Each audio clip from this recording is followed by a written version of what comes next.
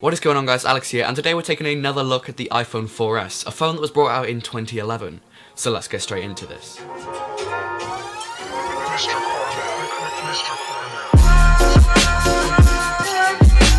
The new Kinston A400 brings SSDs to everyone, boasting super fast speeds and a low price tag.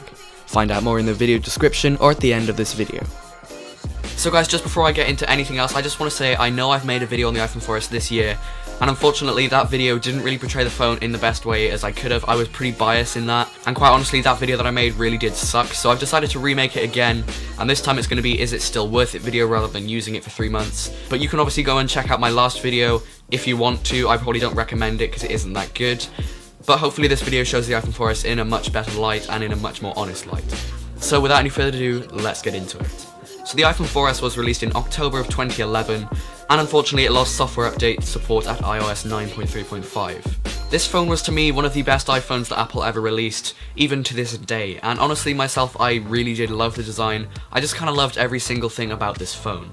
And speaking of the design, let's actually start there. So around the back of this phone we find the first of the 2 glass panels along this phone, and this rear design is honestly one of my favourites from Apple so far. It's simplistic, everything is where you would expect it to be, and most importantly, it just looks good. The only problem with this back panel is that it's prone to get scratched very easily from coins or any other things that are in your pocket, and unfortunately that does take away from the design quite a lot, and means that the phone doesn't look as good as I would like it to. Around the left hand side of the phone is the volume buttons and the silent mode switch.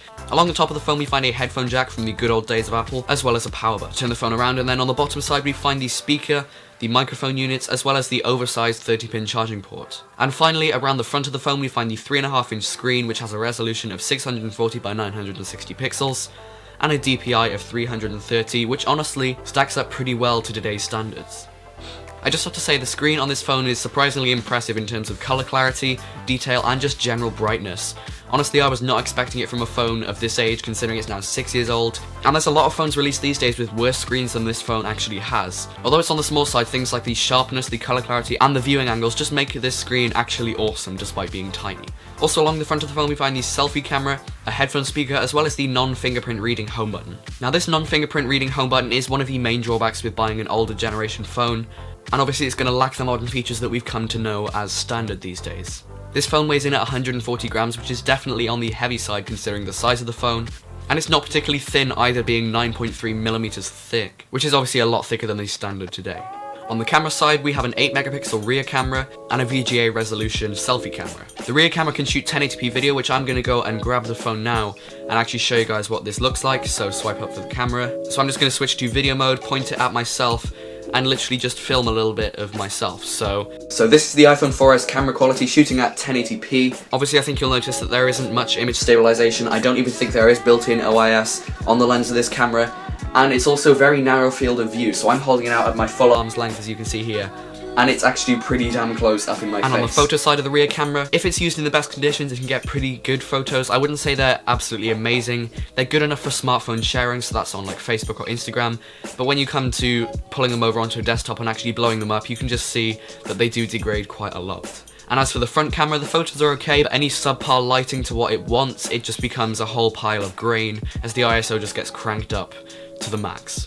And video-wise on the front camera, well, what can you expect from it really? I mean, it's a VGA resolution, and obviously you're watching on a 4K video right now, so it's obviously going to look just a little bit worse than it actually would be if you shared it on something like Instagram or Facebook. Honestly, for its age, it's not that bad, but for these days' comparison, it's really not brilliant, so I'd probably stay away from videoing with the selfie camera. Specs-wise, this phone is rocking the Apple A5 chipset paired with 512 megabytes of RAM. The RAM side is really where this phone does fall down, and especially using today's modern tasks like the updated versions of Snapchat and Instagram, it really does struggle to just manage simple tasks on those apps.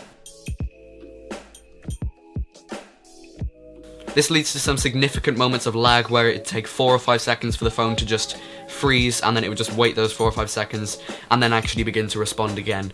These are the moments where you really do think that this phone is just failing, and it's mainly down to iOS 9.3.5 paired with the RAM. This probably isn't the phone's fault, it's probably apps expecting more of phones these days. And then finally with this phone we have the battery life. So inside the phone it has a 1432 mAh battery, which when charged lasts about 5 or 6 hours in a day with moderate to low use. So guys, there you have it. This is the iPhone 4S in 2017. This phone is not going to beat a more up-to-date phone, but considering its price, it's one of the best built phones and also offers a mostly reliable experience throughout its use. Especially considering its price, if you're looking to get one as a backup phone or just you don't have enough money to afford a much more higher end phone, then this is honestly a pretty good phone to buy. So thank you guys for watching, and I will catch you in my next video. The new Kinston A400 SSDs bring SSDs to everyone, boasting great looks to match any PC build, insane performance when compared to traditional hard drives whilst keeping the price low. For more information, check the link in the video description below.